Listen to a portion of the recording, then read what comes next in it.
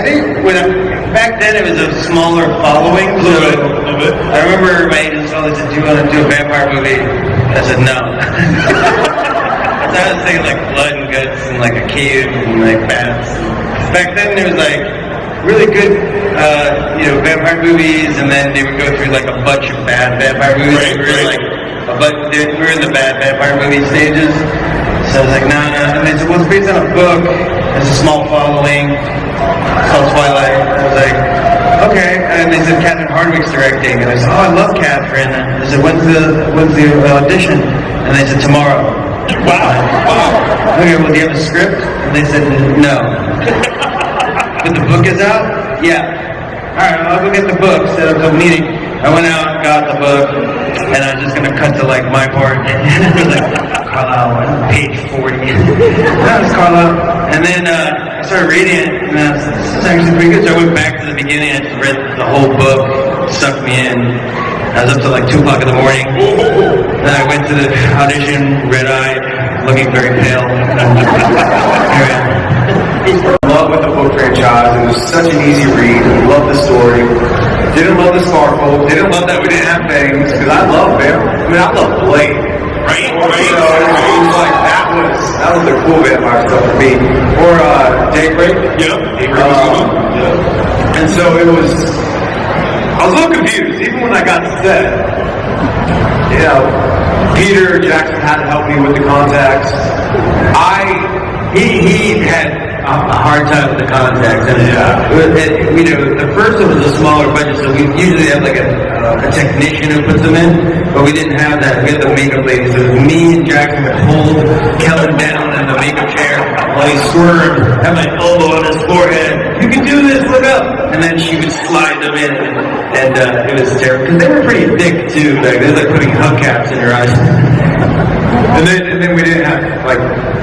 I mean, I've done fake things, right? Like, and so they're like, all right, go to set. I think the first scene was the baseball scene. I was not. You like that scene. No one on this side liked that scene. But I was like, God, are you forgetting something?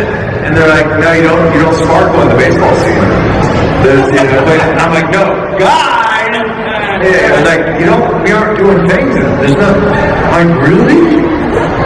You aren't going to change the book at all?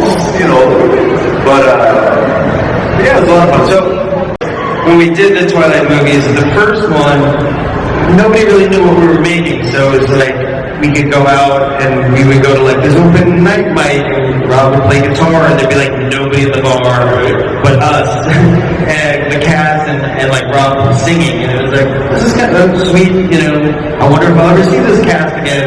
You don't know if we're gonna get a second movie out of it, but you hope that there's enough people watch it and get to do another movie. And then the first movie came out and it snowballed into something exciting, and then the second movie came out.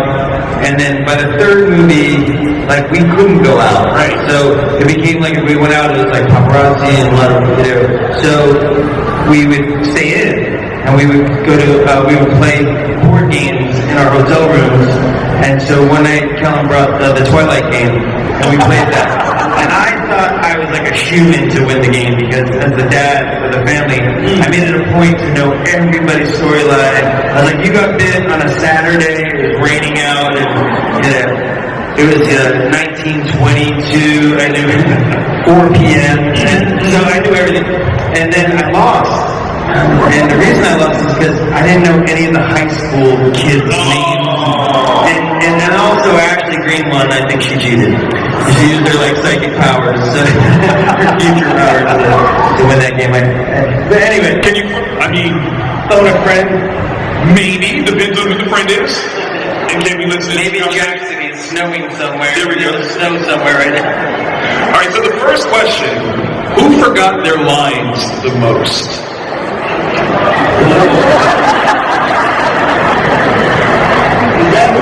Rob did? Really? I was gonna say Rob. Okay. All right. I was gonna say it.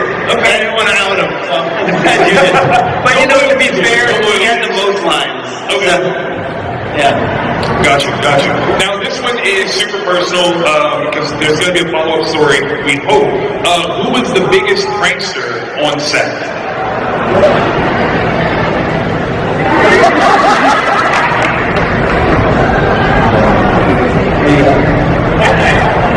Okay. And you do the vampire stuff, right? It was like you had to be on a treadmill that they put on the back of a pickup truck. This is how they filmed it. Didn't feel that safe. Don't try this at home. And then they would kind of like, secure you in, and you'd be running as fast, like put as fast as you can on the treadmill while the truck's moving, and they'd be filming you from the side. And if you can imagine, you're doing that for like an hour, and I would do it for 10 minutes. I'd be so winded. And Kellen's like, "This is great. This is so much fun." And I'd be, "I hate you."